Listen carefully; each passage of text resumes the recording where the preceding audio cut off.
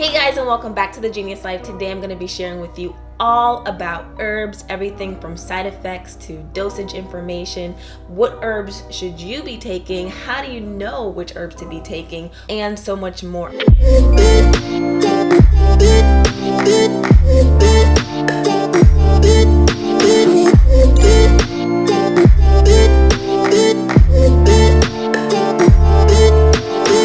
So first thing I wanted to talk about is side effects. Before we even get into side effects, what is a side effect? I think that is so important for us to come to an agreement on, or be on the same page.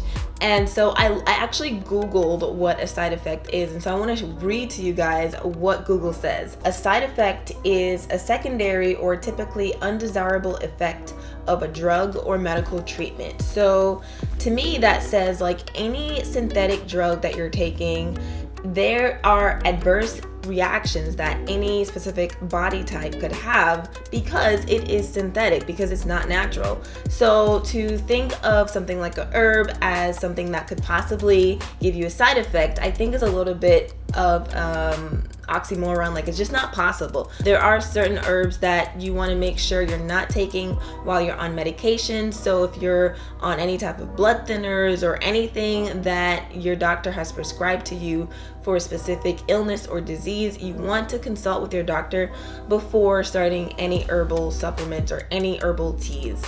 If you are taking something but you don't think it'll have so much of a reaction, speak to your doctor still, and also speak to an herbalist, because they can give you an idea of what herbs are best to take when you're taking, whatever else that your doctor prescribed. In terms of dosage, the dosage is usually labeled on the back of the herb that you buy. Now, if you buy from your local herb store, a lot of times they'll have these big tubs and you kind of scoop it out and put it into a bag, and there's no instructions. So in that case, you can either Google it, or you can ask the local herb shop. They usually have very good information. You can buy or rent an herbal book that gives you all the information on how to take specific herbs, or you can literally just look it up on YouTube. It's super simple.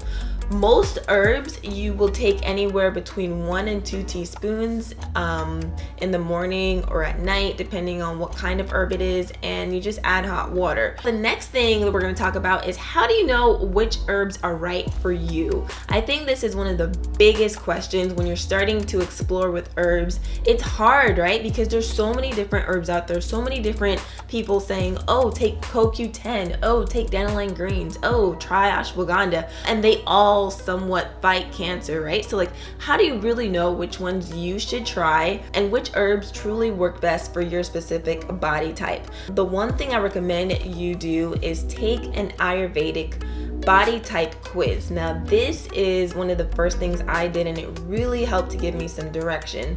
Now, Ayurveda, if you guys don't already know, is an ancient science. So it's not a religion. It's not something that you have to be afraid of. It's literally just the ancient Indian tradition that deals with holistic living, from lifestyle choices, how you live, how you eat, how you sleep, when you do these things, and just good practices for life. Ayurveda is based on the 5 elements. They believe that each and every person, each and every animal, every being on this planet is made up of the 5 elements, and those are fire, water, earth, air, and space.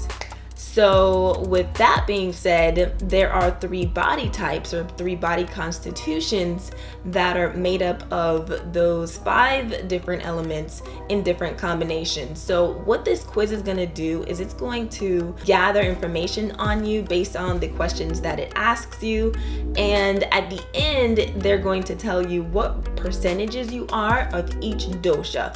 So the first dosha is vata, which is space and air.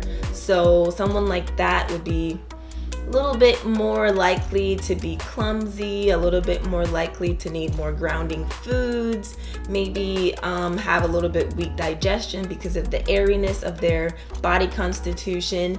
And just in general, they will be able to say, okay, well, if you're 50, 60, 70% vata, then you need to work on grounding. And then they're going to prescribe, or they're going to recommend certain herbs and certain foods that work best for your body type. Then you've got pitta. So pitta is made up of fire and earth. And I mean, you can kind of tell right then and there, pittas are very prone to agitation, very creative, very witty, and they need cooling foods, cooling oils like coconut oil. And lastly, you've got the kapha. So kapha is made up of earth and water. They tend to have a more heavyset body type, prone to eating more sweets, and those are the types of people that need to exercise rigorously.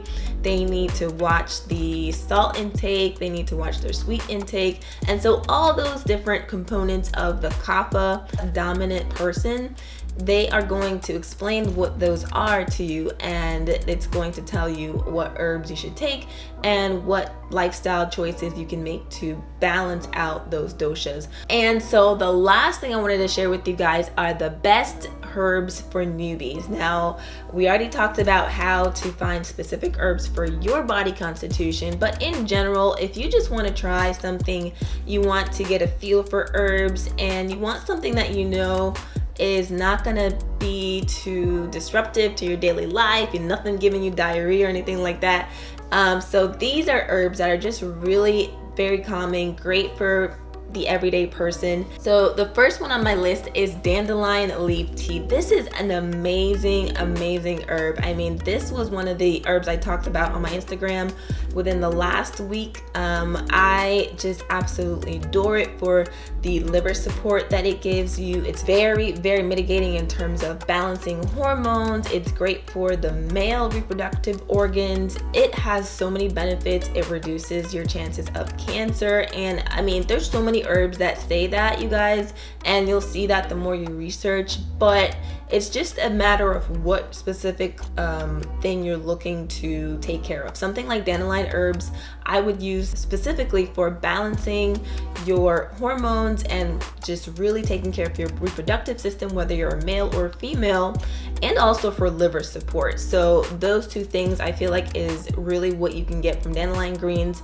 And of course, there's many other benefits, but those I think are the main ones. Next on my list is Triphala. Now, Triphala is a Ayurvedic herb. It's a specific blend of 3 different herbs: Malaki, Babitaki, and Haritaki. And this is an amazing gentle detox. If you're looking for something to just get your bowels moving, if you're someone that maybe tends to skip a day, not going to the bathroom, you need some liver and colon support, this is the herb for you. Now, if you take that Ayurvedic quiz, there's a good chance that they might recommend this herb. So let me know how that goes. Triphala is amazing. I've used it personally myself because I tend to have digestive issues and I tend to have a slow thyroid.